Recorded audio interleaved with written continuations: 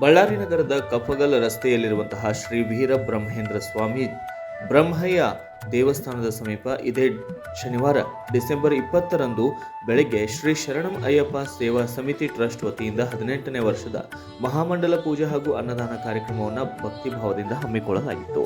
ಬಳ್ಳಾರಿ ಮಹಾನಗರ ಪಾಲಿಕೆಯ ಸದಸ್ಯರು, ಲೆಕ್ಕಪತ್ರ ಸ್ಥಾಯಿ ಸಮಿತಿಯ ಅಧ್ಯಕ್ಷರು ಹಾಗೂ ಶ್ರೀ ಶರಣಂ ಅಯ್ಯಪ್ಪ ಸೇವಾ ಸಮಿತಿಯ ಟ್ರಸ್ಟ್ ಅಧ್ಯಕ್ಷರಾದ ಕೆ ಹನುಮಂತಪ್ಪ ಅವರ ನೇತೃತ್ವದಲ್ಲಿ ಶ್ರೀ ಅಯ್ಯಪ್ಪ ಸ್ವಾಮಿಯ ಮಾಲಾಧಾರಿಗಳ ಸಮ್ಮುಖದಲ್ಲಿ ವಿಶೇಷ ಪೂಜಾ ಕಾರ್ಯಕ್ರಮಗಳು ನೆರವೇರಿವೆ.